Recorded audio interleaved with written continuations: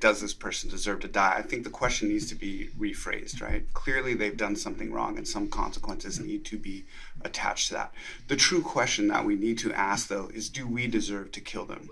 There's been about 200 death sentences handed down, 189 actually, about 155, 160 people. The reason for the difference, some people get multiple death sentences. Patrick McKenna was sentenced 4 times to death, overturned 3 times. Tracy Petrocelli 4 times to death, 3 times overturned.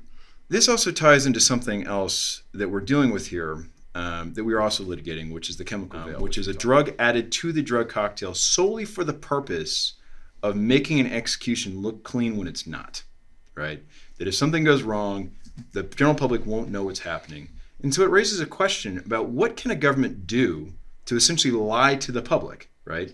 Are they allowed to do things specifically to hide things the public would obviously have an interest in? I think John's willing to sit down with prosecutors, anyone else to have this discussion, because I think the facts are pretty clear once they get out there. I think hiding the facts, putting a veil over the facts is what's kept the death penalty in function as long as it has. This is our Nevada Judges. I'm Emily McFarling, and joining me today, we have some panelists to discuss the topic of the death penalty. I'll turn to our panelists to introduce themselves. John? My name is John Piro. I'm a Chief Deputy Public Defender with the Clark County Public Defender's Office. I also do the legislative liaison work, so I was heavily involved in the 2017 and the 2021 repeal efforts that ultimately fell short in the Nevada legislature. My name is Chris Peterson. I'm the legal director at the ACLU of Nevada. We have some ongoing litigation in federal court related to First Amendment rights to access related to the death penalty, specifically the execution of Zane Floyd. I'm Scott Coffey. I'm a Chief Deputy Public Defender with the Clark County Public Defender's Office. I've defended homicide cases for the past 20 years, including capital cases. I track the numbers for Nevada as far as death penalty and that sort of thing. I've been involved in the legislative efforts since 2005, 2002, so long time. Welcome. So just to start out, what is the death penalty? Coffee, if you want to attack that. Well, the death penalty is sanctioned murder, for lack of a better description. It is society getting together and deciding somebody doesn't deserve to live anymore and executing someone. At least that's the theory behind the death penalty. In practice, it's incarcerating people and guaranteeing appeals for decades. Is the death penalty legal in Nevada? Yes, and has been since 76. There was a moratorium in the United States from 72 to 76, and it was reinstated in Nevada since 76. When we talk about things, in fact, I think it's what we'll probably be talking about is after 76. Okay. And what types of execution are legal in Nevada? Currently just lethal injection. And how many of the 50 states is the death penalty legal? So it's a moving target. It's about half. 23 officially have got rid of the death penalty completely off the books. The latest being Virginia, which is fascinating because it's a very conservative state. Utah is on the cusp of getting rid of the death penalty. Of the half that have the death penalty, I would say, at least 2/3 don't use it in any way, shape, or form. Either haven't executed anybody in the last 10 years, or they just haven't sentenced anybody. They don't seek death sentences. It's active in about 10 states. And if I could just jump in on that a little bit. So I would say it's a little bit less than half. As Scott has said, 3 states currently have a moratorium on it: Pennsylvania, California, Oregon. Those are governor-imposed moratoriums. And there was a recent Oregon Supreme Court opinion that may effectively abolish the death penalty the way it's in the books now in Oregon. So we currently, as Nevada, we're an outlier. There's less than half that have it, and we're sitting in the bad half that still currently do have it. Mm-hmm. And you mentioned that there was a moratorium prior to 1976. Was that in Nevada or across the United States? Across the United States. It was a case called Furman versus Georgia that said essentially that capital punishment couldn't be imposed fairly, that violated due process. That was in 72. It was reinstated with somewhat of the current structure that we've got in 76 by a case called Gregg versus Georgia. Again, Georgia was actively involved in the death penalty, still is. And how many times has the death penalty been sought in the United States since that decision in 1976? thousands, many thousands. Nevada, we didn't even have good numbers for Nevada, but I'd say it's well north of 1,000, just using a little bit of extrapolation in Nevada, that it's been sought. It's not been imposed that much. The impositions or even the sentences of death are substantially less. And about in Nevada, about how many times has the death penalty been sought in Nevada since that 1976 decision? I would say more than, again, I'd say well more than 1,000. Somewhere between 1,000 and 2,000 would be the best estimate. Nobody kept numbers for years. Nobody knew how often we were seeking it, but you can kind of work backwards. We've sentenced about 200, we've handed down about 200 death sentences in Nevada, and it only happens in about 1 in 10 cases now when it's sought. A little more often in the past, so I would say north of 1,000 is a safe number. And I would just say, as far as Nevada goes, and what Scott is saying is, we have not really kept accurate numbers on what we've been doing in the criminal justice system as a whole, and that's been a major problem. We haven't really been using evidence-based solutions to move anything forward. It was not until 2019 where the Criminal Justice Institute came in and looked at all of our criminal laws and said, here are things that you can change. So in 2019, the passage of AB 236 came about. That bill changed, for lack of a better term, criminal justice in Nevada. And it was the most substantial change in the last 30 years. And now we have a sentencing commission that is looking at numbers, seeing what's going on and saying, okay, if we're going to change the law, if we're going to do something that is going to increase criminal penalties or continue to incarcerate people, we're going to take a look at the numbers and see why we're doing that, which before we did not do, as Scott was saying. And so that's why the numbers in the past, before Scott really came along and started tracking things, are not accurate and difficult to track. In fact, it became a necessity. I mentioned we were involved in the legislative process a couple of decades, and it became clear we were getting bad information, that parties with an agenda were coming in and putting disproportionate numbers out there or just misrepresenting things, to be quite honest. So we started tracking the numbers, case numbers, names, everything that we could put together, so we can get an accurate picture of what's going on. What we found is pretty disturbing, but I think we'll get to that in a few minutes. Okay. And I think you just mentioned that there's been about 200 people sentenced to death in Nevada since that 1976. Is that about right? And Yes. that's since you've been tracking numbers. It's a very weird animal, this death penalty. There's been about 200 death sentences handed down, 189 actually, about 155, 160 people. The reason for the difference, some people get multiple death sentences. Patrick McKenna was sentenced 4 times to death, overturned 3 times. Tracy Petrocelli 4 times to death, 3 times overturned. So you have people sentenced multiple times, so it raises that number a little bit. That's interesting. And of those roughly 150, 200 people, how many of those have actually been executed in Nevada? 12, almost none. So 12 out of it's less than 10%. And that's since 1976? Since 76, and none in the past 15 years. Wow. The concern is, right, that this past legislative session, the District Attorney Steve Wolfson actively sought a death warrant for Zane Floyd. So although it may have seemed like we were having an academic debate about the appropriateness of the death penalty, it became a very real concern this last legislative session. It is no longer an academic debate when Steve Wolfson is actively trying to kill another human being. So now, all of us in the Nevada Coalition Against the Death Penalty have a large concern of trying to stop this train. Yeah, and John makes a great point. I mean, the federal government had a moratorium for years, and under the last administration, we basically started lining people up and executing them at a much higher rate than 6 people before the Biden administration took effect. Donald Trump's administration murdered 6 people. Yeah, compared to almost nothing in the 2 decades beforehand. Wow. And that's federally? Federally, yeah. Wow. Yeah. And just as an aside, if I might, the 12 people are actually kind of fascinating because that's an inflated number also. And what I mean by being an inflated number, we've executed 12 people, but 11 of those people volunteered. They said, I quit. I don't want to be on death row anymore. I give up. I'm done. And they just voluntarily were executed. Right. We've only executed 1 person who hadn't volunteered, a man named Richard Moran, history of mental illness, who represented himself at trial. Wow. Yeah.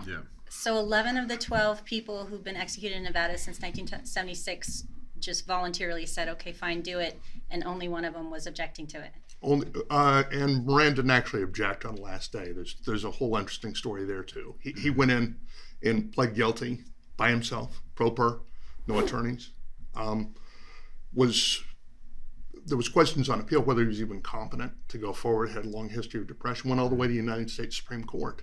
And he had some avenues left that he didn't take on his last day. I know the attorney that represented him, and chose not to do it. So we don't, up to now, right? Fingers crossed, as John said, it could always happen because we've seen what happened in the federal government. But as a practical matter, it's very difficult to actually follow through with a death sentence. And is that one reason why 11 of the 12 have at some point said, fine, just do it? And that's disproportionate. And I'll let these gentlemen speak to it, but it's disproportionate. It has to do with the conditions on our death row, I think. Right. Well, I mean, that's the key thing, right? That people who are sentenced to death are treated differently while incarcerated than other prisoners. They're not in general population. They're kept on death row up, I believe right now it's at Ely State Prison. And there's also the added psychological effect, which is you don't have finality, right? As things are pending and dragging along, you know that death is waiting for you at the end. But after appeal, it wears people down. And there are people that it is so psychologically damaging, they'd rather be executed than continue on dealing with appeal after appeal. And you look at something like, for example, what's going on with Zane Floyd right now, when you have a district attorney that decided to push forward for openly political reasons to kill him. I mean, that's a very painful circumstance to be living through, And I think that's something that people don't realize, that cost of things. It's not just about the death at the end. It really is sitting in very restrictive conditions for decades. With people who, by and large, a significant number of these people have severe mental illness. Yes. Schizophrenia, other things. They can't be housed safely with other individuals. They are self-injuring. And you put them in an isolated box 23 hours a day where they can't get out. And it becomes, a desperate situation. They're willing to do anything to leave, including be executed. And to tack onto that, just for the larger criminal justice picture here, the Clark County Detention Center is the largest mental health facility in the state of Nevada. Over 1/3 of the people in that jail are on some form of psychotropic medication. So we are dealing with large-scale mental health issues, as Scott said. And then just, I think Scott Dozier's words, the man who killed himself after seeking to voluntarily be executed, his words, I think, ring true in that life on death row is not a life, and that's why he took his own life. Tell me a little bit more about Dozier. What happened there? So Scott Dozier was sentenced to death. There were a number of, he was involved in a number of illegal activities, drug dealing, that sort of thing. Implicated in a few murders. He claimed factual innocence on the one that he was actually sentenced to death row on. He became despondent. Unlike a lot of the people with mental illness, Scott, very intelligent, IQ 130, 135. And he decided he wanted to be done with things. He volunteered to be executed, asked to be executed. But the state of Nevada, the methods that they wanted to use for lethal injection had the possibility of causing some pain. I think Dozier realized it could have hurt other people too. You've had botched executions all over the country. Ohio had 2 or 3 in a row. Mm-hmm. And Dozier litigated what drugs were going to be used. The litigation took so long, Dozier ended up hanging himself in his jail cell, which is a very hard to do, and you have to be very determined. The way that death row is, there's an air vent that's about 10 or 12 feet high and concrete walls all around. He managed to hang himself from that air vent. It's my understanding in that Dozier case that there was drug companies that were also litigating, trying to have an impact on what was happening with that execution. Yes, happy to talk about that. I think that something that's often forgotten is that there are parties outside of the criminal case that have an interest in what's going on. And the pharmaceutical companies get involved because they do not want their medicines to be used to kill people, plain and simple. And in fact, the contracts that they make with the states, when the states purchase their product, is that it will only be used for medicinal usages, right? Because that's why they went into that business. And so the pharmaceutical companies have a moral stance against their products being perverted, that something that's meant to prolong life is now being used to kill somebody. So they step in and they enforce their contractual rights to not have the medication be used in the executions. That happened with Dozier. It reared its head again in Floyd. Hikma, the pharmaceutical company, was very angry that their medicine was going to be used to kill Zane Floyd. They stepped in, sent a cease and desist order, or a cease and desist letter that was referencing the previous case they filed against the state of Nevada where they won.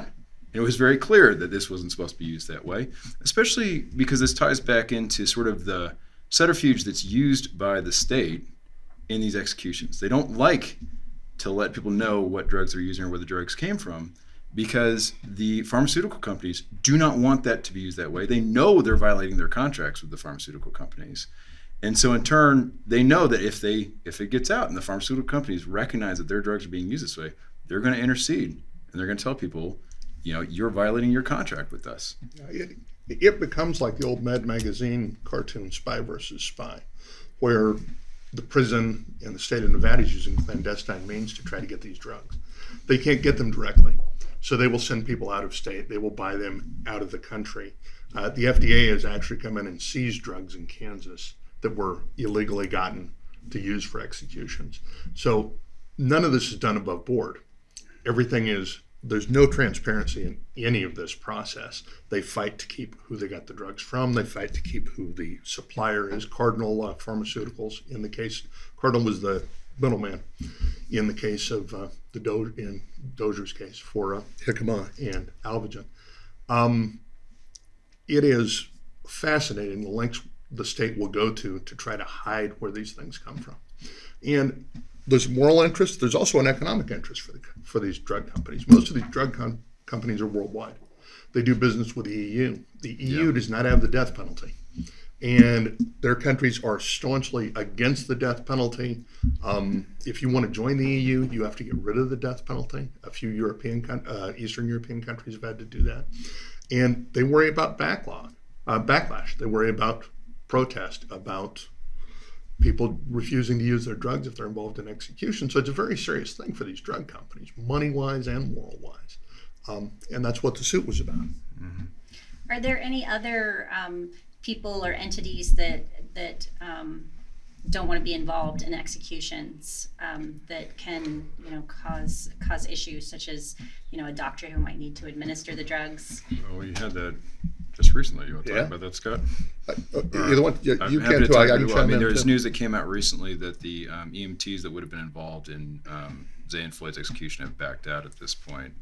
Because I think at the end of the day, I think especially considering that if you think about lethal injection in particular, it's a subversion of the medical profession, right? It is something that you are using people's skills who have been trained to heal, right? They've been trained to prolong life, to kill someone.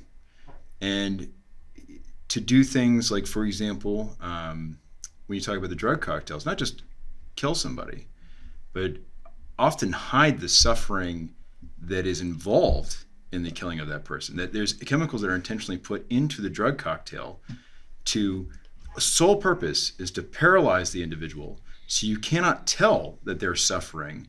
The description is they can have fire in their veins and you would not know because they cannot scream, right? Because there's a chemical in there that has no purpose as far as killing someone. It is solely to keep them in a place where they're unable to move or to show that they're in pain. It's a real problem. The statutes call for somebody with medical training to be on hand, a doctor ideally. I think the statute may call for a doctor. They don't want to disclose who they are because they're afraid it will cause problems with their medical license. They're afraid they will become a pariah in their community. They're afraid they'll be targeted by a variety of groups who figured out that the death penalty is really broken beyond repair. So when in federal court, when they were going to disclose the names, the doctors dropped out. We don't have a doctor to stand by for the Floyd execution. We don't have EMTs to stand by because we're going to disclose those names, which should be part of the public record. I mean, if we're going to do this, we should do it with clean hands and above board. But the state desperately tries to hide these kind of facts. Very interesting. When's the last time Nevada executed someone? Boy, it's been 15, 17 years. It's been a long time. I believe Darren Mack was the last person executed in Nevada. And about how many people are currently on death row in Nevada? Again, like all these numbers, they move. It's about between 60 and 65. And I say that because it's interesting. You have people on Nevada's death row who had their convictions overturned who can never be executed pursuant to federal court orders. But because there's other things pending, they remain housed on the row. So it's a strange, all this stuff is very nebulous when you start to get into the details. The last number I saw from the Death Penalty Information Center was 66, but Scott is right. It was a big change from the year before. What I will tell you, though, what I can tell you is that puts us ninth in the nation. Nevada is ninth in the nation for people on death row. And that's not even counting all of the cases that Scott is probably going to tell you that have been filed by Steve Wolfson since 2012 as a district attorney that are awaiting a trial to see if the death penalty will be imposed. Yeah. If those cases go forward, which we have great attorneys in our office, so I do not assume that the state would win all of those cases. But if those cases went forward and the worst were to happen, we could probably be bumped up ahead of Arizona, which would put us at number 8. And that's you have to remember, this is a historical question to some extent, because a lot of the people that are on death row have been there more than 2 decades. More than 2 decades. We have people like Tracy Petrocelli who recently died. Patrick McKenna that I've mentioned before recently died. They've been there since the late 70s, early 80s. That's not unusual for the people that we have on death row, those 63, 65, 67 people. And when you say they died naturally? Sitting yes. on death row? Yes, you're more likely to die of natural causes on death row than you are to be executed, even if you volunteer. Interesting. And you mentioned a minute ago that there are some people that are on death row who had their convictions overturned, but they're still on death row? Yes, it's very strange, right? So if competency becomes a question, they can't proceed through further legal process. So, for example, they might be attacking their underlying conviction. That is still pending. They've not finalized because they're still attacking the underlying conviction, not just the sentence, and they just sit on death row and languish. I had somebody who sat on the row for 10 years after having his death sentence overturned, awaiting a new penalty phase. Eventually that case resolved to something less than death penalty, but that is not unusual. There's not a real clear distinction on who we house there and who we don't when their sentences get overturned and when the courts get involved.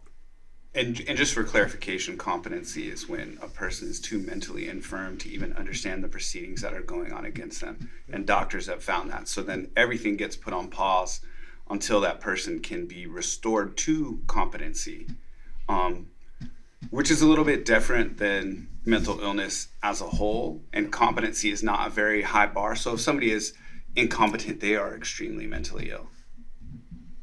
And when they look at competency, are they looking at the competency of that person when they had their trial or when they're to be executed?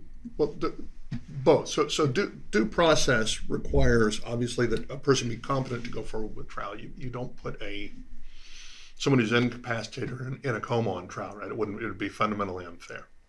And we have the same thought process for executions because the death penalty is arguably about retribution, regardless of what anybody would like to say. It's about retribution to some extent and punishment.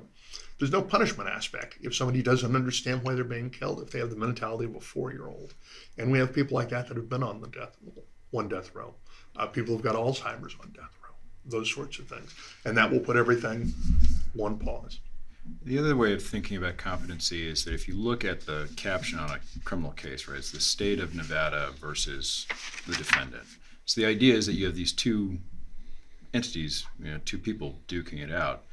And in every criminal case is fundamentally unfair, right? I mean, the state of Nevada has incredible resources. Obviously, they have whole departments, police departments that are their investigative agencies, right? Versus a defendant who gets assigned an attorney, that they often get assigned an attorney. They can hire someone if they have the money, but often get assigned an attorney, right? Hopefully, there's plenty of competent public defenders, but they didn't choose that individual. And often public defenders also, there are further limitations on investigative resources in a lot of situations. But in some ways you can think of competency as we have not set a high bar on making this a fair fight. Competency is the bare minimum, which is, you actually cannot participate in your case. You either do not understand what's going on, or you are so disabled that you can't actually help your lawyer. And at that point, we'll say, okay, well, we'll pause it long enough for you to get kind of back in the right frame of mind for us to put you back out there in a fight that's fundamentally unfair. But until you get there, we won't beat you up right now, right? And so that's the way they view it on, during the entire court process.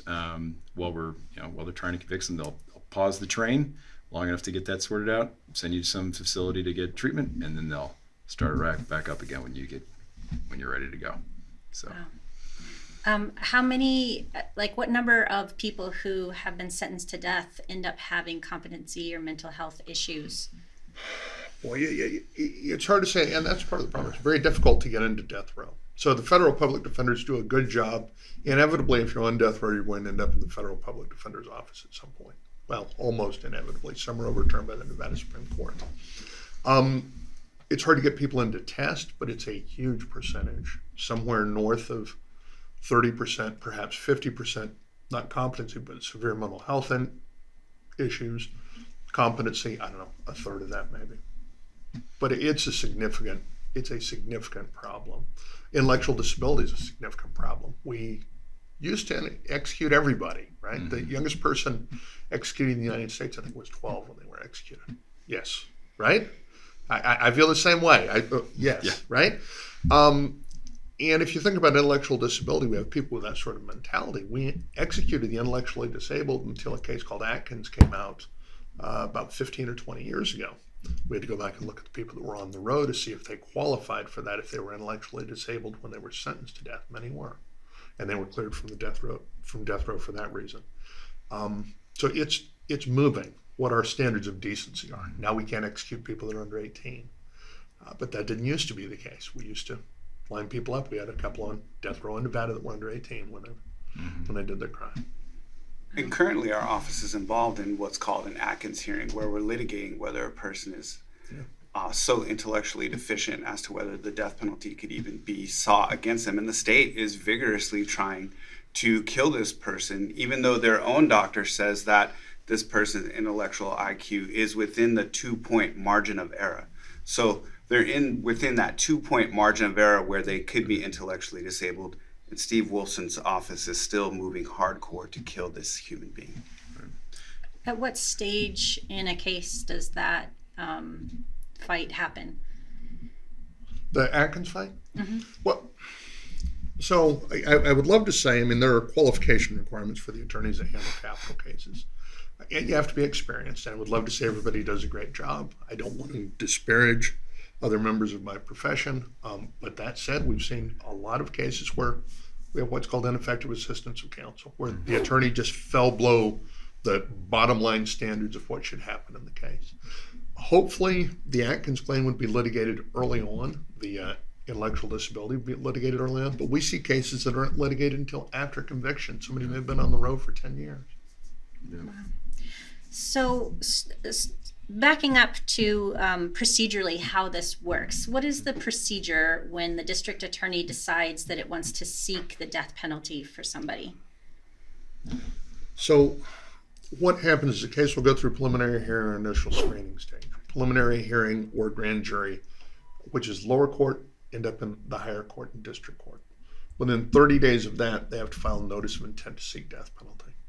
And that notice has to have the bad stuff about the person that makes it a death penalty case. A run-of-the-mill murder is not eligible for the death penalty. So the death penalty is going to involve murder of a child, multiple victims, history of violent crime, whatever it might be. There are 14 aggravating circumstances in Nevada last time I looked, and any of those 14 can qualify you. You never have to have a death sentence sought against you. So they have a panel. A panel will meet at the district attorney's office. You come in, and this sounds bad, but I used to call it hangman's row when I'd have to go in and present. And I can look around the table and see who's in the room and figure out if they're going to file or not, as much as the facts of the case. And that sounds horrible, but that's the truth of it. And you present and tell them why they should or should not seek the death penalty against your client, and then they will file. There are some moves the defense can make now that we've been a part of from the Supreme Court that allows the defense a little more time to put together a case to present to that committee. We look for something called mitigation, and mitigation is something that would convince people to lower a sentence. It could be a bad childhood. It could be this intellectual disability that we talked about. It could be all sorts of things. It's a very lengthy and expensive process to find that. People aren't forthcoming, particularly when they have an appointed attorney like me, right, that they don't trust. They think that I'm working with the state. So it takes months to dig those things up, get school records, that kind of thing. And there are some ways to get more time for that. But those things are considered, or hopefully considered, by the district attorney's office. What you hope is not considered is the notoriety of the case or the publicity of the case. But I will tell you, in my experience, cases that are in the press, particularly if they are egregious, are more likely to see a death notice filed than cases that are not in the press. That's just the truth of it. You want to say something, Craig? No, I was just going to say precisely what Scott's talking about. I mean, it was part of the major problems which led to the national moratorium on the death penalty to start with. And its ongoing concern is that factors that are driving when DAs are seeking death, and ultimately when the death penalty is imposed, is not connected necessarily to what is the legally relevant facts in a case, such as which district attorneys you're drawing. I mean, and also on top of that, we can talk about the individual district attorneys in Clark County that are sitting on a panel, or we can look nationally at different counties having higher totals of seeking death than others, right? And there's been a lot of media coverage on the fact that Steve Wolfson seeks death much more frequently than DAs across the country. And I think Scott actually has the numbers on that one. But I think the other thing that I just want to say is it is something that is an ongoing concern, especially with the idea of seeking death, that there are factors. I mean, there have been plenty of studies across the country related to the race being a significant driver for who is getting who's getting the death penalty sought against them, right? Who the victims are, like the racial identity of the victims is a major driver for these things. And I think it's also important to distinguish between seeking and imposing and who is ultimately executed. I mean, if you look at the death penalty as in who has been actually executed in the state of Nevada, I think if you just looked at the racial demographics there, you might think, oh, well, we don't have a race problem here. But if you're looking at who's getting the death penalty sought against them and who's getting it imposed on them, that's where the numbers become deeply troubling. So you've got, and there's two sets of numbers to some extent. And we have to remember how much Nevada's evolved, right? I've been here, I call myself a lifelong Nevadan. I came here when I was 20, but that's close enough for most of us, right? I've been here 40 years, give or take. 40 years ago, Nevada was overwhelmingly white. It just was. The demographics were very different. Our population was around 1 million. We are 4 times what we were then. We've become more diverse. So when you look at the historic numbers of the people that are placed on death row, it tips heavily white. Not a surprise. We were 85, 90% of our population was that demographic when I came here. It has changed significantly. The concerning thing is what's happened in the last 10 or 15 years. If you look at the filings in Clark County, and I'll get to why you only have to look at Clark County in just a second because that's very fascinating. But if you look at the filings in Clark County over the last decade, which is our current district attorney's administration, more than half the filings have been against black individuals. That's significant, significantly disproportionate to the population you would expect, right? Another 20% have been against Hispanic individuals. It is vastly, whether it's done on purpose or not, and I don't think these people are intentionally racist in any way, shape, or form, but the proof is in the pudding. If you look at the numbers, at the 130 filings that we've tracked from District Attorney Wolfson's office, more than half have been against black men. Wow. And that's been a problem since the 70s. Yeah. That's why that case in Georgia stopped it for a while, because what the Supreme Court noted with the facts and evidence that those Georgia attorneys brought up is that when the victim is white and the alleged perpetrator is black, both seeking death happens more often and imposition of the death penalty happens more often. So the Supreme Court put the moratorium on it. And then again, Georgia prosecutors brought it back up to the United States Supreme Court. And the Supreme Court said, well, there's going to be some error, so we're okay letting that move forward. And then we have that same era here in the state of Nevada. And so bias is clearly at play, but nobody wants to talk about it. Yeah. Nobody wants to talk about it, but the numbers don't lie. Yeah. This district attorney is largely seeking death penalties against black and brown people over the last decade. And that's a problem. As a percentage of the population, black people in our Clark County make up 11% of the population, but yet they're making up 50% of the people that they're seeking the death penalty against. Yeah. And that's a serious problem. And I also want to emphasize that sort of when you're looking at the different stages, right? When you move farther down the line on the stage of a case, when there's more and more factors coming into play, there are more excuses to explain away why certain things are happening. But at the very beginning, this is in the control of very few individuals that are supposed to be educated about what they're doing and thoughtful about what they're doing, and presumably have the data in front of them to stop, look, and reflect on that. And it's clear from the trends that are happening, that reflection does not appear to be happening about what's going on here. Yeah, the reinstatement in '76 was designed to tailor. Southern states in particular, you can guess who they sought the death penalty against, and it wasn't a very diverse group. It was really shameful. And the Supreme Court came in and said, if you're going to have a death penalty, you have to narrowly tailor it. And that narrow tailoring comes by this extra bad murders, right? These aggravating circumstances. But we've broadened what that means to where virtually any murder can be a death penalty case if you're creative. And these prosecutors some of the times are creative. So what we tried to do with Greg in '76 has kind of dissipated. And we're back to just shot selection. Whoever they decide to go after, they can go after if they want to. And that is problematic. It's why you saw some very smart people. Justice Kennedy said, famously, "I'll tinker no more with the machinery of death." He just philosophically took a stand against it because he realized, despite the safeguards that we put in, you can't police this and make it fair, and that's problematic. So the district attorney is the one that decides to file a notice of death, and that then puts it in front of a panel. How do they determine who's on that panel to decide to move forward?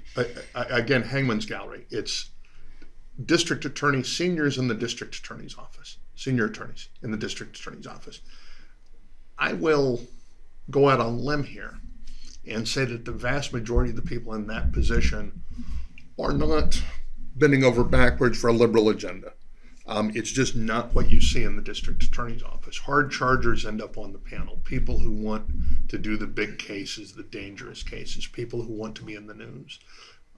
Nothing wrong with that. You want, these alpha types involved in things, but I don't know that you want them making the decisions on who death should be sought against, because there's not a lot of reason that goes on that I can say. I mean, and so I've not dealt with panel before. Just to be clear, Scott, are all the individuals on the panel typically people who have handled death penalty cases before and sought the death penalty in cases?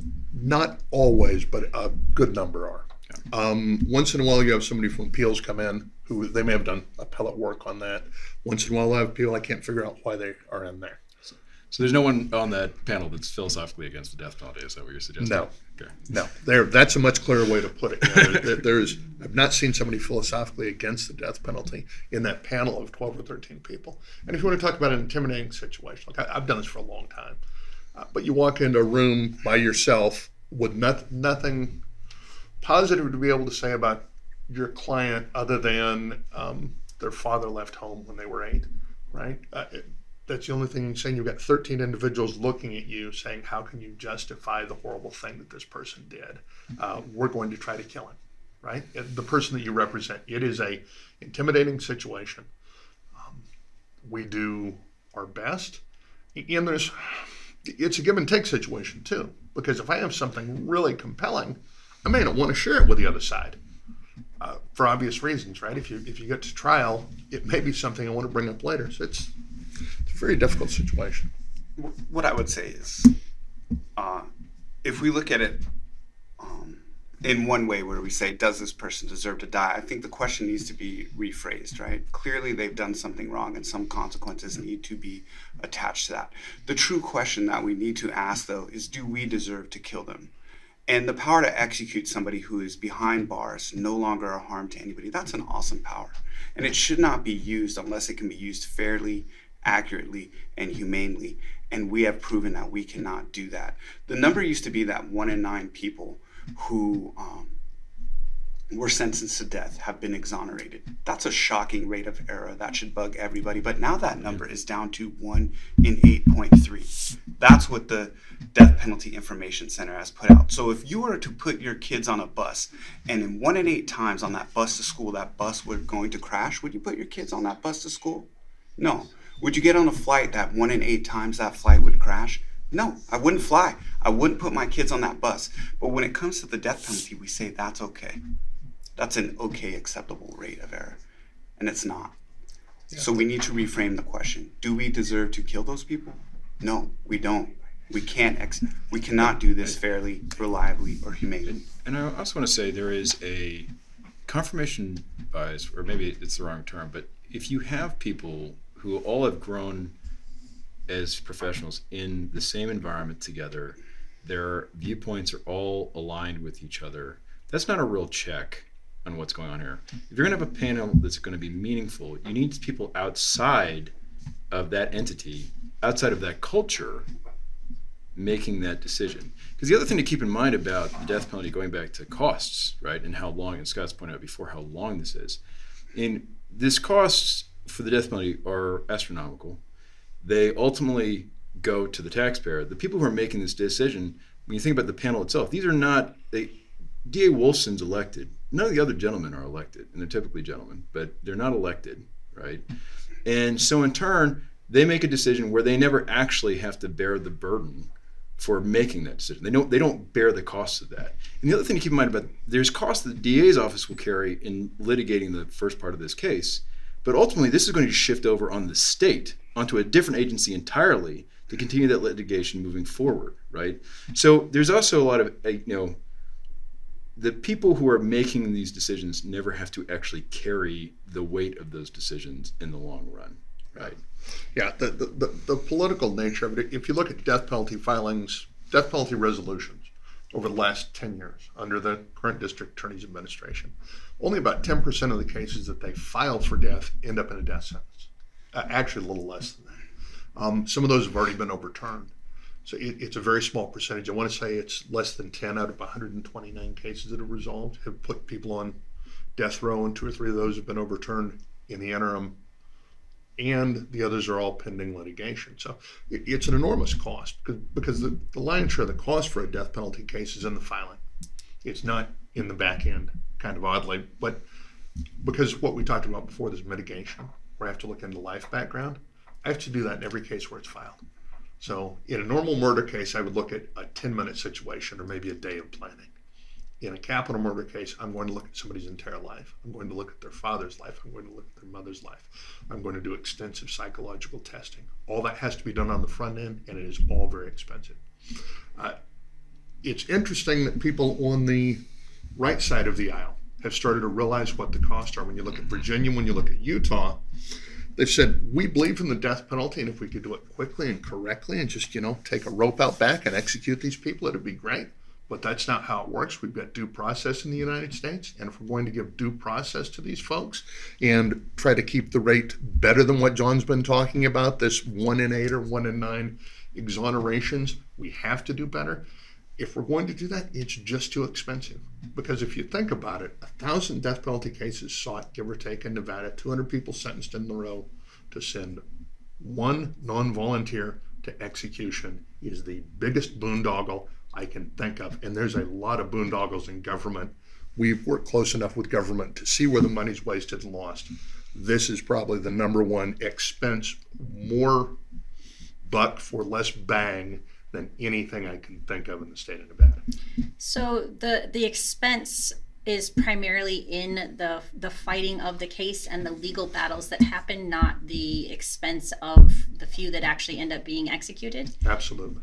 Although, Scott, I do want to mention, they built a brand new death chamber up at Ely State Prison that has not been used. Well, it's right? better than that. Well, I mean, you want to share the details? Yeah. So under Laxalt, we built a death chamber. Spent $1 million to build a new death chamber at Ely. It's never been used. We've now moved death row from Ely, or in the process of moving death row in Ely. So we spent $1 million to convert a interview room to a death chamber. When you go in to interview clients there at Ely, you can see the bed and things laying out where they will do the executions while you're talking to your client in the other room. Never to be used. Even with all hope, from my perspective, never to be used. But we've not used it in the last 15 years. Right. Again, that's just money down a hole. But if you're a politician and it's not your money, let's build it. Let's do it. Let's make this thing go, right? We will charge hard and we will protect people. Truth is, it doesn't, right? I mean, states with lowest murder rates, interestingly, don't have the death penalty. Kind of shockingly, right, when you actually look at the numbers. Because I think there's something about the death penalty that cheapens human life that we don't think about that much. But it's everywhere you look, there is wasted money, wasted time.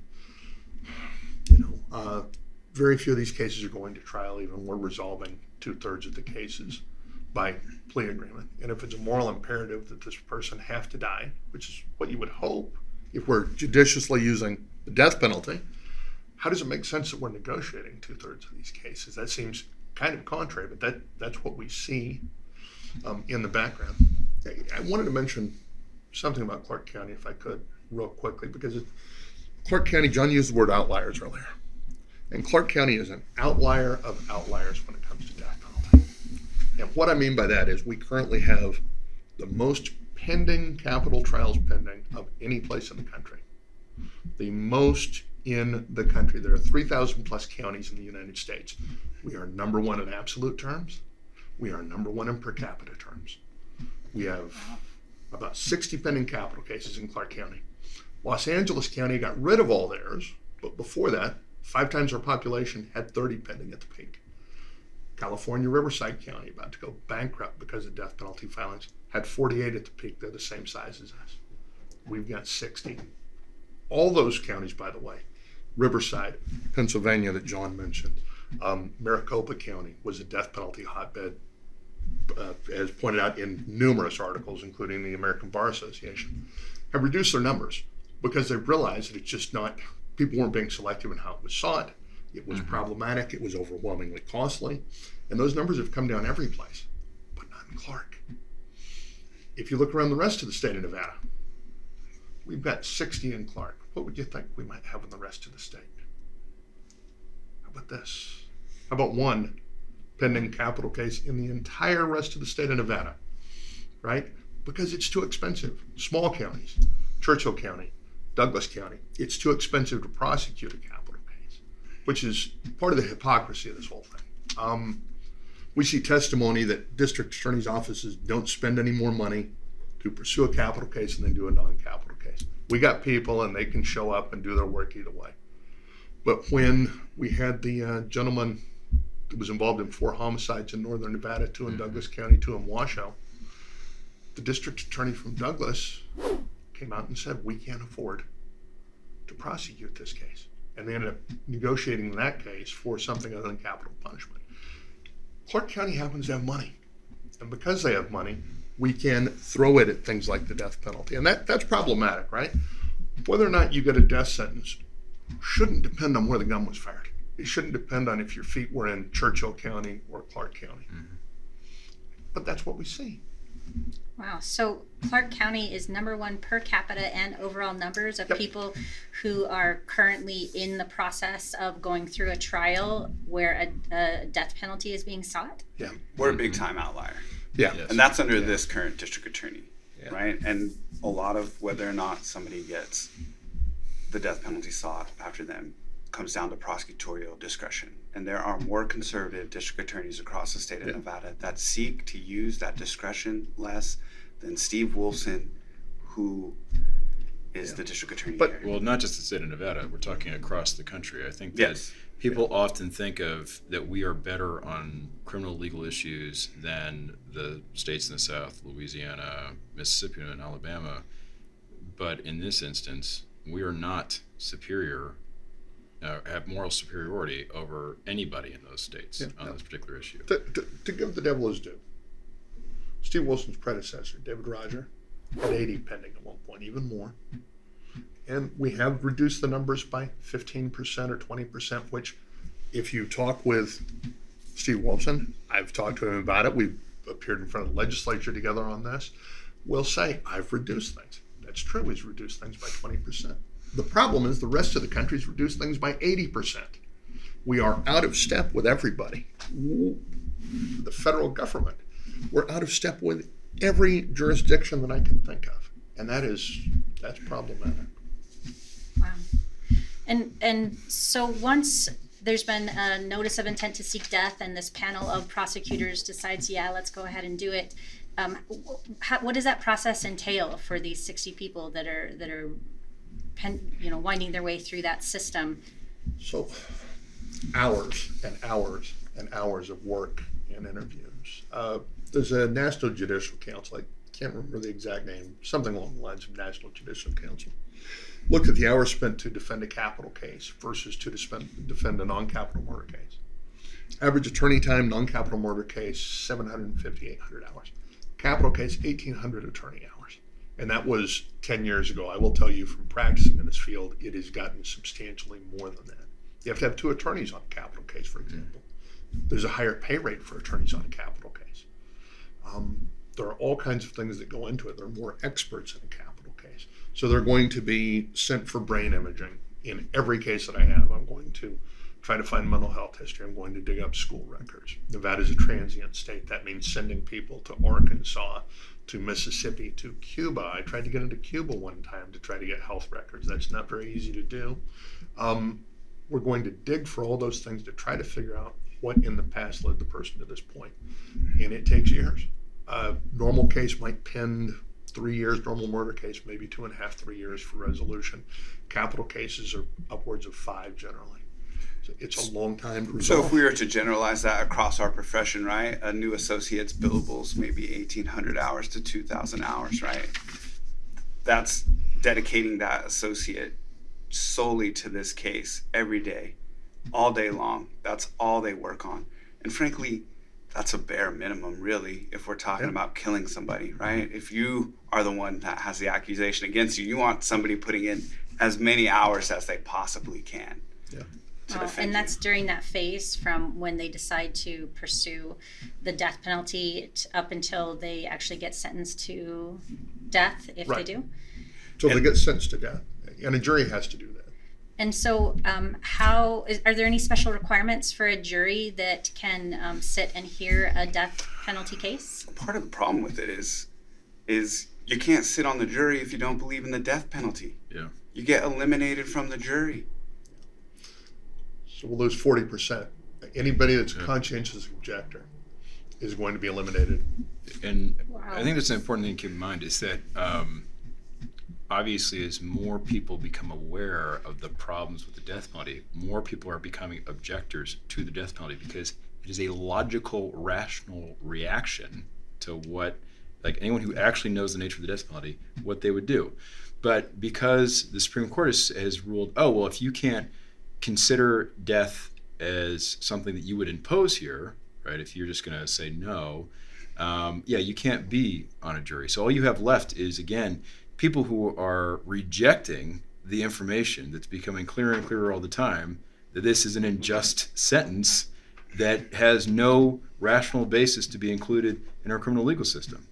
So again, it becomes, the juries become harsher and harsher, and there's no countervailing idea of, there's very few people who will just simply say, I will kill this person no matter what, right? Most people will be like, oh yeah, I'll consider it, but you can tell that it's not a real consideration. If the idea is if I convict you of this murder, I am going to kill you, is something that definitely is crossing through people's minds. And is it the same jury that is selected of only people who will put someone to death that hears the guilt versus innocence part of the trial as well? Mm-hmm. Yeah, and there are studies, academic studies, law review published studies that say those jurors are substantially more likely to convict, right? You tend to get conservative jurors who believe in the death penalty, jurors who are more likely to convict. That creates its own problem, and it perpetuates what John talked about with the wrongful conviction of innocence, because people are pre-inclined to believe the state's position, to believe officers, to think somebody's done something wrong. And to be fair, I mean, I don't necessarily, you mentioned conservative. I think that perhaps you mentioned previously, though, that there's been a growing bipartisan resistance to the death penalty. And so I just want to maybe reframe that. People who believe that the state can competently execute someone are also the people that believe the state is competent even when they're not, when they're hearing evidence in the guilt or innocence stage, right? If you're predisposed to think, oh, they must do this properly, you're also going to think, oh, they must have investigated this properly, or that they have their evidence, this prosecutor is presenting this properly. No, you're right. Our government is questioned from the right. Yes. Very, I would give them some credit. No, very often now. You would think they would make great death penalty jurors. Now, I personally would not leave them on a death penalty panel, but I understand the point. So, John, you mentioned earlier that there's an 8.3 rate of cases that actually get exonerated after somebody's been sentenced to death. So we have the panel that decides whether or not to pursue the death penalty, that's made up only of prosecutors, and we have a jury that decides whether or not someone's guilty or innocent, made up only of people who believe in the death penalty, and then the ones that decide whether or not they get the death penalty, made up only of people who decide who believe in the death penalty. What other factors also contribute to these really high rate of innocent people being sentenced to death? So from 2007 to 2017, the leading cause of wrongful convictions was official misconduct. And I want to talk to you a few about that, because maybe you think that's only a nationwide problem, but it's actually a problem here. DeMarlo Berry, who was recently exonerated, they originally sought the death penalty against him. 20 years later, the Rocky Mountain Innocence Project came in. We had an attorney that left our office to go work in Wolfson's short-lived conviction integrity unit, looked at the facts of the case, said this is not a good case, and had DeMarlo released. Kirsten Lobato is another person that was innocent. The Innocence Project had to come in and exonerate her as well. You may also just want to mention how with Lobato, how did District Attorney's Office react to efforts to have her released? Oh, they were very upset. They fought it to the very last minute and eventually relented and said she served enough time, so we're good just letting her out. But taking no concern over convicting an innocent person. And then probably another alarming one that still has repercussions in our legal community today is Fred Stees.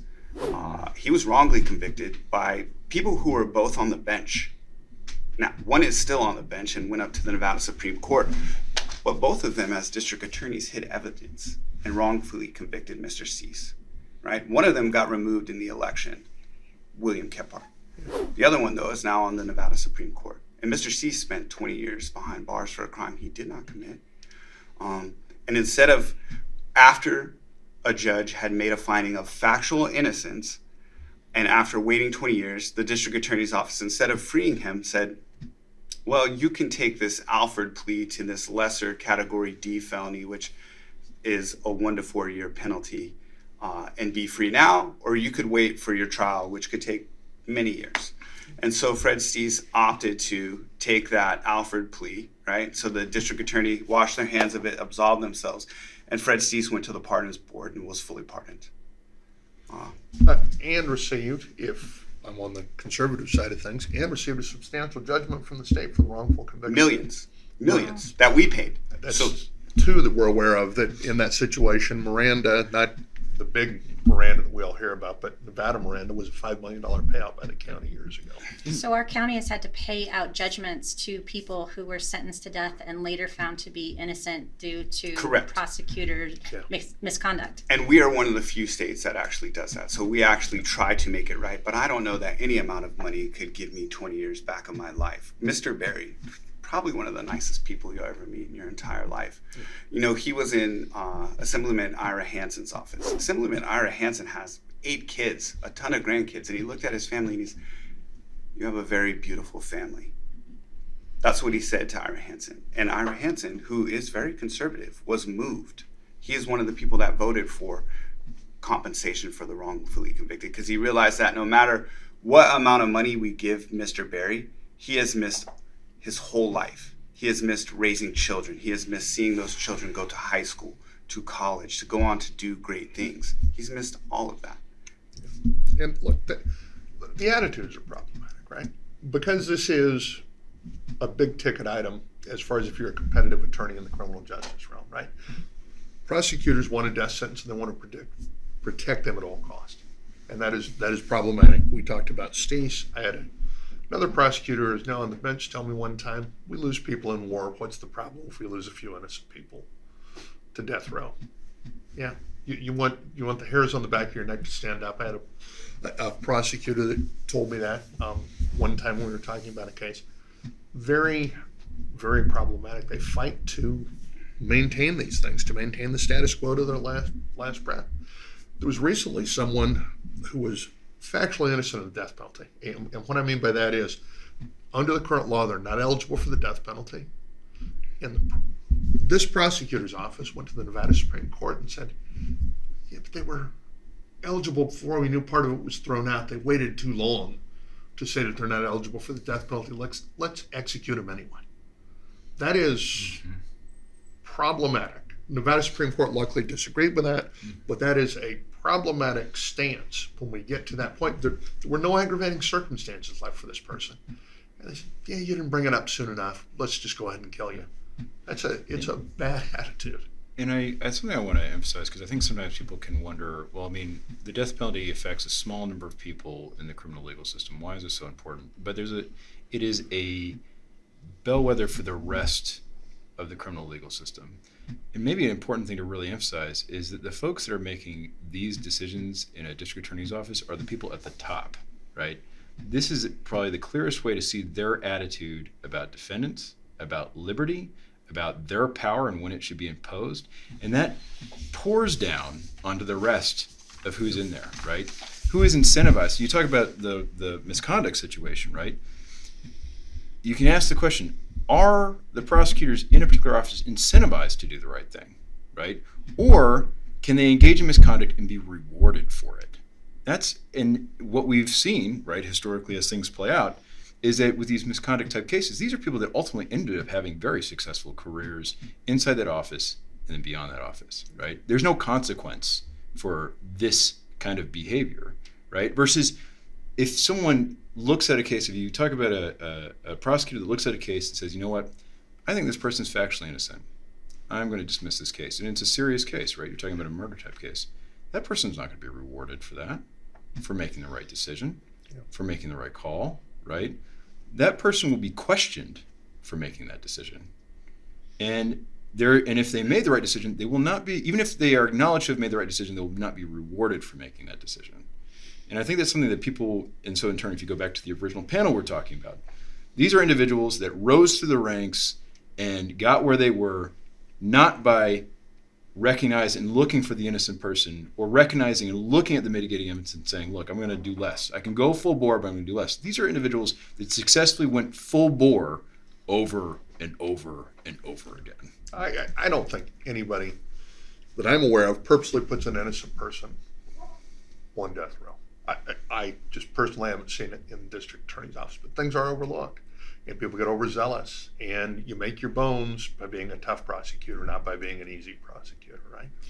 Well, I want to rephrase that. It's not being about being a tough prosecutor or being an easy prosecutor. You make your bones by being a tough prosecutor. You don't necessarily get rewarded for being wise, as seen by Fred Steese, right? You don't get rewarded for possibly being a just prosecutor. And I think that's it. So it's not about being easy, You're right. Because it's their framing when they say it's easy. You're right. And one of the things that criminal justice realm, we look at something called prosecutorial misconduct. That is where a prosecutor comes in and does something really bad, like hiding evidence in the Fred Steese case, which was just inexcusable, right? Independent survey looking at capital cases for outlier counties includes Clark, because Clark is this tremendous outlier county. It's either the 2% report, too broken to fix, or, oh boy, I can't remember the other report, but one of these reports looks at prosecutorial misconduct. What they find is decisions relating to Nevada death penalty cases, highest rate of prosecutorial misconduct in the country, of the people that they looked at was noted in Clark County. It was something like 35 or 40% is noted in the published decision, some kind of prosecutorial misconduct. And prosecutorial misconduct, by the way, has to be egregious. I mean, it's not playing fast and loose with the hearsay rule. That's not what we're talking about. We're talking about hiding evidence. We are talking about, well, look at him. He looks guilty. Come on now. It's those sorts of things that are really inappropriate. We had an extremely high rate. The reversal rate here in Nevada is more than 50% when a death sentence is handed down. More than 50%. So even when they get this 10%, half those are going to get thrown out. I, years ago, put together a chart, a spreadsheet, and I decided to color code things. Sometimes you can see things when colors come out, right? And I put red for reversals and white is cases that weren't reversed. And what you see, if you look back in time, is a flush from white to red. The longer these things sit around, the more likely they are to be reversed. So while I say it's a 50% reversal rate, that's of all death sentences. If you go back to death sentences before 85, you're getting closer to 65 or 70% reversal. And who is it that reverses death penalty sentences? Sometimes it's the Nevada Supreme Court. Sometimes it's the U.S. District Court for the Federal District of Nevada. Sometimes it's the Ninth Circuit. Yeah. Sometimes it's the district court second time around where they come back for what's called a post-conviction relief petition, where somebody's really done something and somebody hid, like the Fred Stees case. Things were hid so well it took years to uncover the problems. And that happens.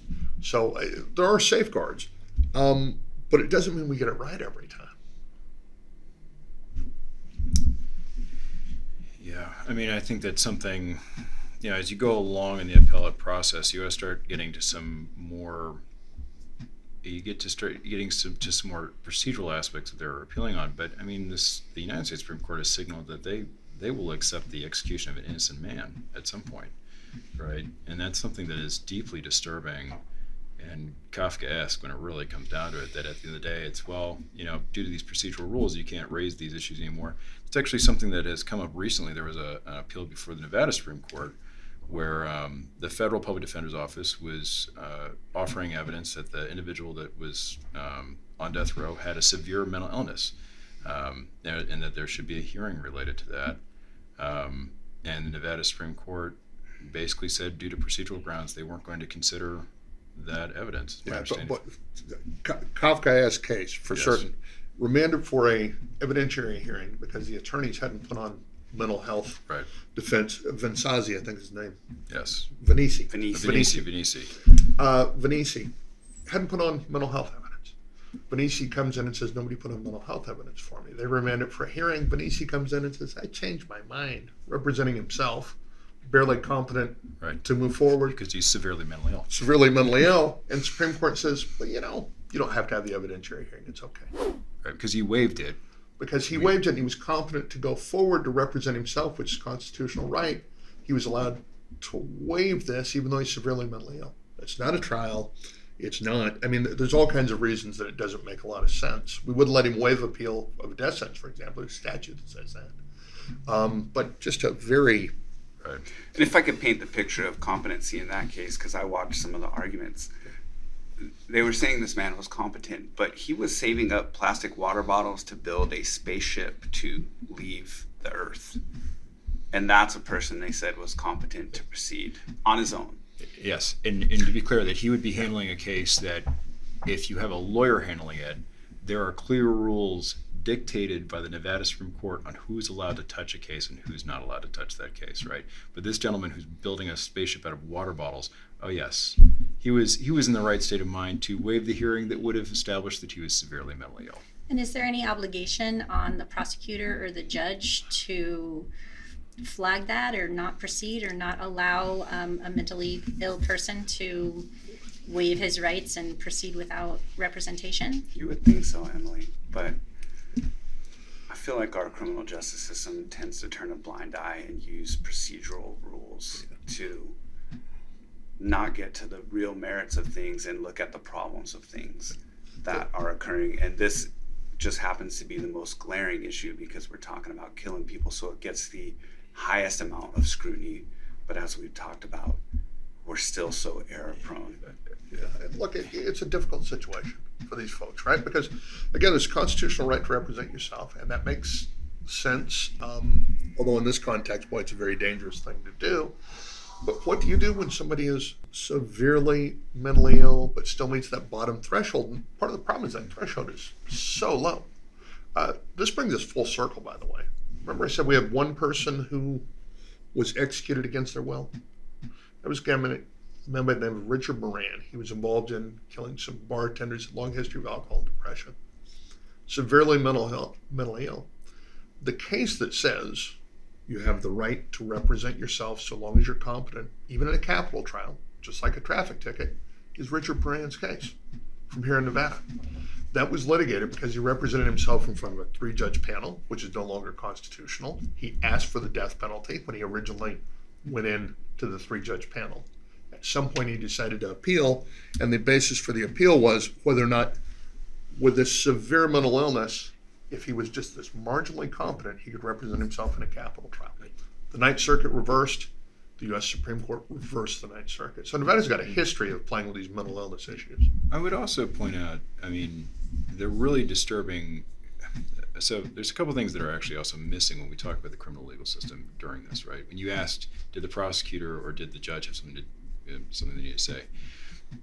People view the criminal legal system as though the prosecutor and the defendant have the same objective.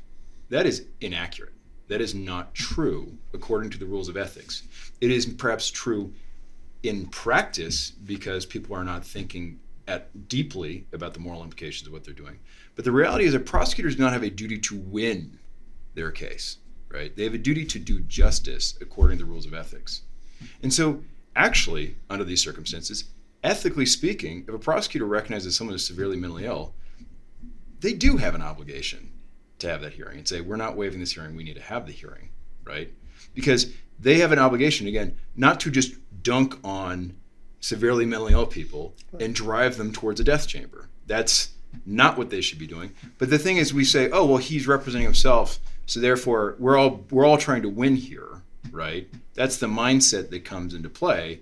And when the idea is winning is getting a guilty conviction and getting the most severe penalty that you can get, if that's the objectives that are laid out ahead of time, it's like, oh, and this would be too complicated for me to think about the moral implications, then that person should not have the power to be driving forward in the criminal legal system. I think the other thing that's also missed here, right, is that the criminal legal system, as it is under the current framework of two sides trying to win at all costs, ignore the fact that the criminal legal system is fundamentally different than the civil system, in the sense that we as a community have an interest in the criminal legal system, right?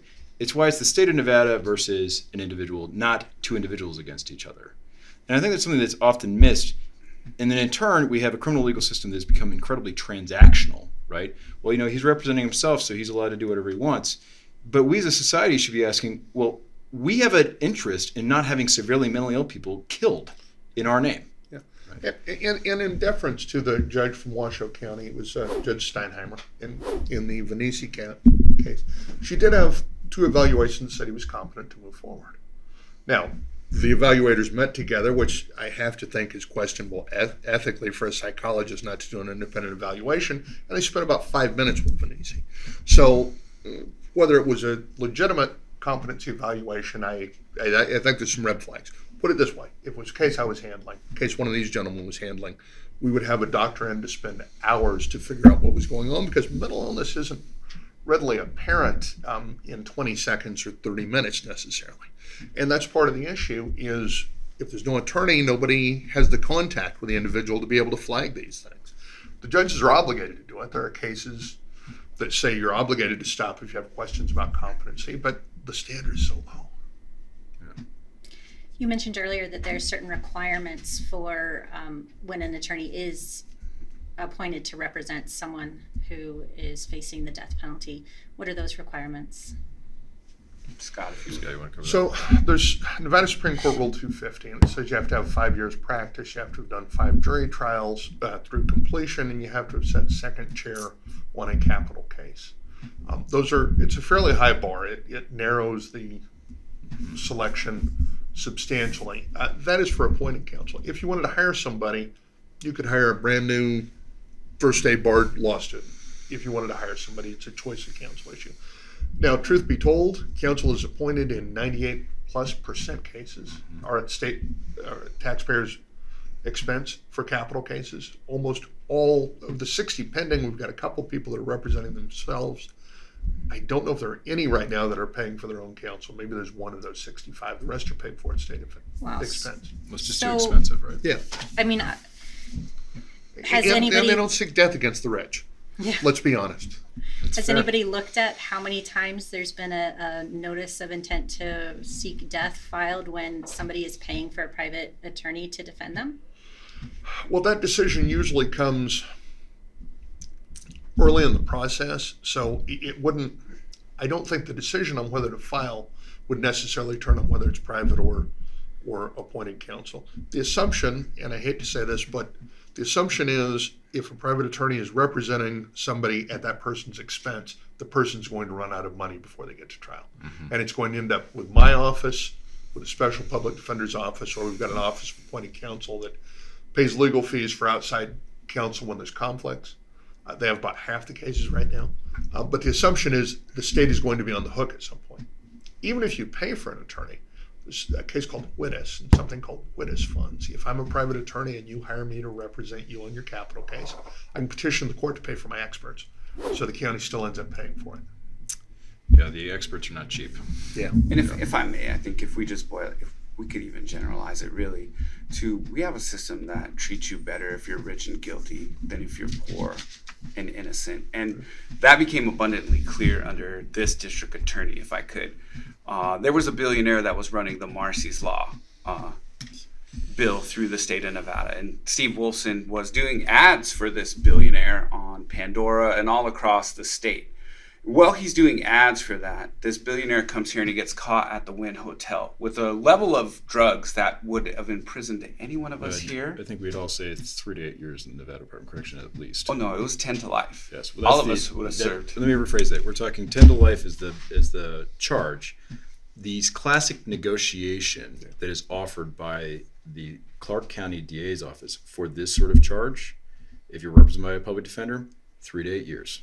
That's what you're doing. So the level of drugs this gentleman had on him that he was caught with was an incredible amount of drugs. is something that would have put us all in prison for a Yes. very long time. And Yes. instead of prosecuting this billionaire for that, they continued the hearing and continued the hearing. During these continuations, Steve Wolfson is still appearing in ads for this man's bill for the Victims' Bill of Rights across the state of Nevada. After that gets passed, then they move forward with the prosecution and they deal it to a probationary deal where he has to drop-down. pay, yes, with a drop down to a non-felony offense, If he where he completes had to pay $1 million, I think, to some 500,000. 500,000. to some treatment program, which really represented like 0.00025% of that man's net worth. So even here in Clark County, Yes. you are treated better You can if pay, you are rich and guilty pay your than way if out you of are prison. poor and innocent. Yes. You can pay your way out of prison. So you guys had mentioned earlier that there's Zane Floyd who has Yes. an execution that has stuff going on with it right now. Yes. What's going on with that? So he is currently being represented by the federal public defenders on his case. We also have litigation related to Zane Floyd's execution that's pending before the federal courts. We're currently waiting for a hearing. We're representing the Nevada Press Association in that case. So going back to the idea of there are people outside of a case that have obviously interest as far as what's going on in a case like Zane Floyd's. A key thing to keep in mind is that the general public has a First Amendment right to access related to government activities. Sort of the classic place where we think of that actually is the courthouse, right? That I can walk into a court proceeding, and if I'm barred from walking into the courtroom, that's not a right that belongs to the defendant. It's not a right that belongs to the state. It's a right that belongs to me to observe what's going on and knowing what's going on in my courthouse, right? This extends to executions, right? While the prisons can put some limitations on who can attend an execution due to safety reasons, because they typically occur inside of a prison, At the same time, we have a First Amendment right to know what's going on with executions. And there's been a significant amount of litigation that's occurred in the Ninth Circuit related to that, first in California and then in Arizona.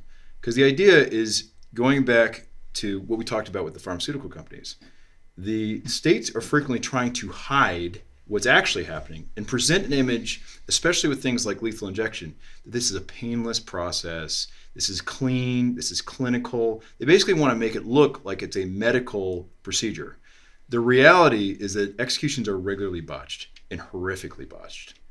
And you need to have independent viewers watching that, observers watching that, to make sure that that information about what is actually going on in execution is getting back to the general public.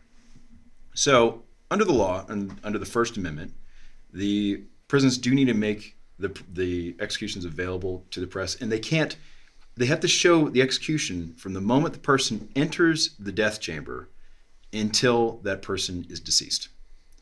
And the reason why that's so important is, actually there's an example of that recently. There was a gentleman that was executed in Arizona where they started putting the drugs into his system and things clearly went very, very wrong. He was clearly in significant pain, suffering, moaning, like there was anyone watching that could see that things were going horribly wrong.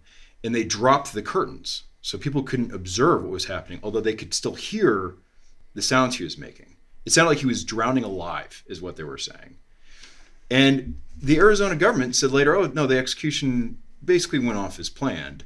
And it was the independent reporters who were saying, no, this did not go as planned. This went wrong, and we should have been allowed to watch what was happening. And the Ninth Circuit agreed that if you're going to execute somebody, we will also watch it when you do it incompetently, so the general public can decide for themselves whether or not this is something they want done on their watch.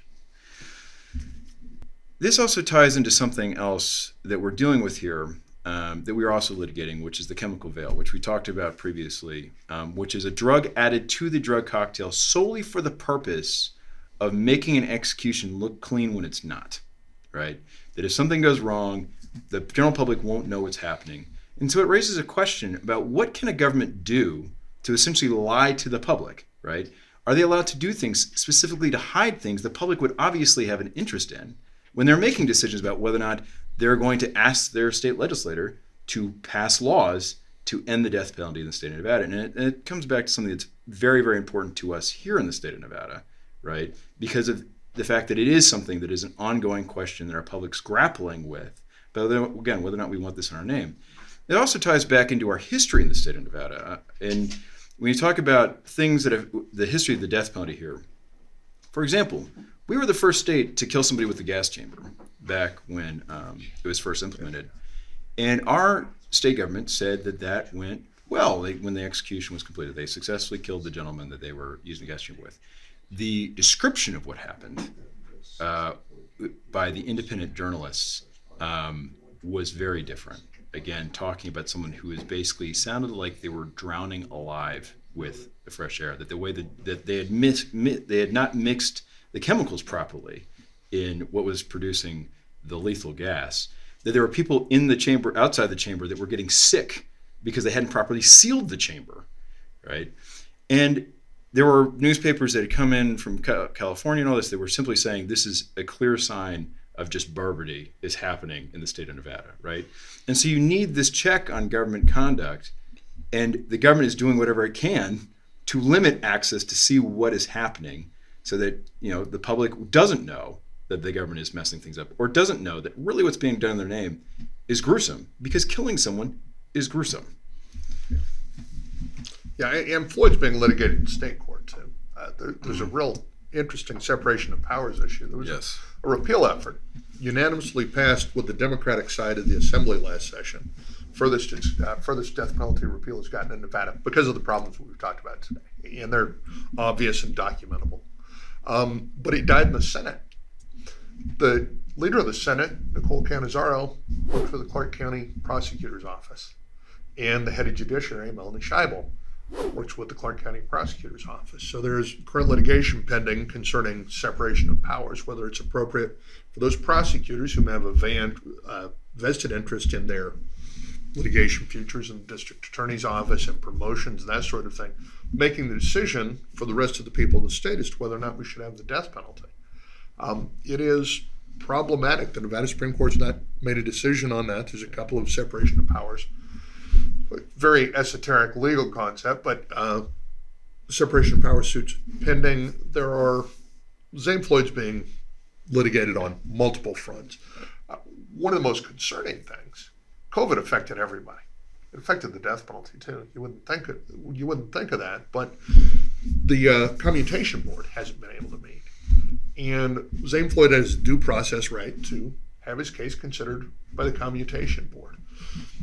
He was sentenced to death by a jury that was very different than probably a jury we get today. They took days to reach a decision on his verdict of whether or not he should live or die.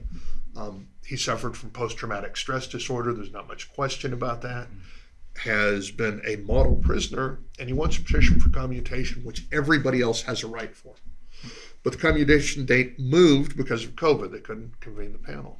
Rather than possibly delay the execution, the state of Nevada walked in and said, we need to execute him anyway. Forget about the commutation board. Forget that everybody else has a right to do it. Anybody on any prison sentence has a right to do it. We should just execute him anyway because we're having problems getting the drugs, because we might be forced to disclose the identity of the people that are involved in the execution. It's all very Star Chamber-ish, and it's very problematic. And actually, Scott, I just wanted to go back really quickly. I think there's two additional facts that I think the federal public defender brought out in their litigation before the Nevada Supreme Court related to the separation of powers issue. One, Wolfson has made it pretty clear through his public comment that the decision to move forward with Zane Floyd's execution was related directly to the bill that was pending and had passed through the House. So there's no secret that he had a political interest in seeing the bill die. He made it very clear publicly. I think the second thing I think was emphasized was the way that the bill died. It didn't ever get a vote in the Senate. Basically what happened is it got successfully passed to the House, and it died on the table in the Senate Judiciary Committee, which Melanie Schleibel was the head of, and Nicole Cannizzaro was the second in. So it does raise some questions, and I think that something that is important to come out of that is, whether or not what actually happened or what was actually in people's minds, that's one thing. But there is an idea of public confidence that the prosecutor's office is not having an undue influence, the executive branch, the prosecutor's office, is not having an undue influence upon the legislative branch. And going back to separation of powers, how it's applied and the way the rules may apply may be esoteric. I mean, I might respectfully disagree there. Right. But I think the fundamental principles, especially from the perspective of the ACLU, is not esoteric, right? That one of the most important ways that we ensure that the government does not impinge upon our civil liberties and our civil rights is to make sure that the people who are enforcing the laws and wielding the power are not also the ones dictating what the laws are, right? And that's something that we take very seriously at our affiliate, and we think that's a very important principle. How it applies in practice might be slightly more complicated to make sure that it fits properly with and that a just outcome comes out of that. But it is something that we do need to take seriously, and separation of powers should not just get lip service. It's something that should be implemented in our society. Fundamental. Yes. Yeah, I think absolutely fundamental. Yeah. So how the bill died last session was, I think, interesting and a bit telling. There was a statement by the governor. John was actively involved in legislation. I was actively involved in the bill. The statement essentially said we haven't had time to vet things, which is very disturbing for people like myself, people like John, who've been working on the front of this issue for decades and been arguing with district attorneys for decades to get that far into the session as far as we did, and to hear we've not had time to vet things or have discussion from interested parties seems, it may well be true from the governor's perspective, but it comes across disheartening and a little disingenuous, to be quite honest. But we've got time now. That's why programs like this are great, right? Because we hope to have that discussion now. If we didn't have discussion before, the table's open. I'm certainly willing to sit down. John's willing to sit down. Chris is willing to sit down. Well, our policy director would be willing to sit down. Understood. I usually come in when we decide to sue someone. So Understood. Understood. But the point is, Open Table would like to put all these things out there. Look, public information, I am confident when the public knows how broken the death penalty is, there's not going to be a lot of support for it because it really is broken. By the way, I didn't come to this as a death penalty repeal sort of person. I came in from the other perspective. I'd spent a summer in the district attorney's office in Reno in law school. But seeing how the sausage was made, for lack of a better description, has really soured my taste for sausage. It's a mess. And so the last legislative session, they had a bill to repeal the death penalty that passed the House and then just got stuck in the Judiciary Committee that's headed by two prosecutors. yes. Is there an expectation that there will be another bill to repeal the death penalty brought in a future legislative session? I think as long as we're alive, we're going to keep trying to abolish it because none of us here on this panel want to see somebody die on our watch. And the hopeful thing in Governor Sisolak's comment was there hasn't been enough time where he's comfortable with the discussion. Now we've got some time. Now let's talk about stuff.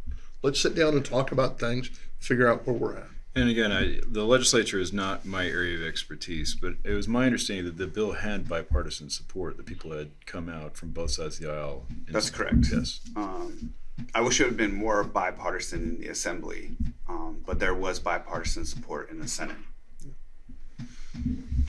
And so what things can be done by anyone who cares about this issue to, assist in the effort to have this legislation actually get through the legislative process next time? I think joining the Nevada Coalition Against the Death Penalty, joining the ACLU of Nevada, I think contacting your legislators and your state senators and letting them know how you feel, so that they understand how their constituents actually feel about the death penalty, so that when they're moving forward on a vote, they feel the most informed. I really appreciate you giving us this forum to talk about this. It's a pretty depressing topic, but it's a topic that needs to be talked about and dealt with as we continue to grapple that, so that Nevada is not last place in this too. We're last place in a lot of indicators: education, access to mental health resources, access to drug addiction resources, and we're moving forward at Clark County, especially in seeking to kill the most people. So I think we have an imbalance of where we are in our community, and I don't think that's a fact that's widely known. And I think once more people, as Scott said, become aware of it, maybe we can move forward in a better direction and stop trying to kill people so often and actually use some of that money for our schools, for our mental health crisis, for our drug addiction crisis. And I would say, that this panel, obviously we've got public defenders and former public defenders, but I'm willing, I think John's willing to sit down with prosecutors, anyone else to have this discussion, because I think the facts are pretty clear once they get out there. I think hiding the facts, putting a veil over the facts is what's kept the death penalty in function as long as it has. And I think that's something I would emphasize off this. I think this is a great program, a good place to start becoming educated. One thing I would tell people to do, though, is that if you're trying to get a grasp on the nature of state power and its relationship to the criminal legal system, the things that are wrong when you take a bird's eye view and look down on it, the death penalty is a good place to start, right? And to do the research there, to do a deeper dive, and to get a good grasp on what the numbers really are and what's happening on the ground, that's an excellent inroad onto understanding the deeper problems that we have with the criminal legal system and the reality that we do not really have checks on the most significant of state power, and that needs to change. Thank you. And I thank you. Thanks.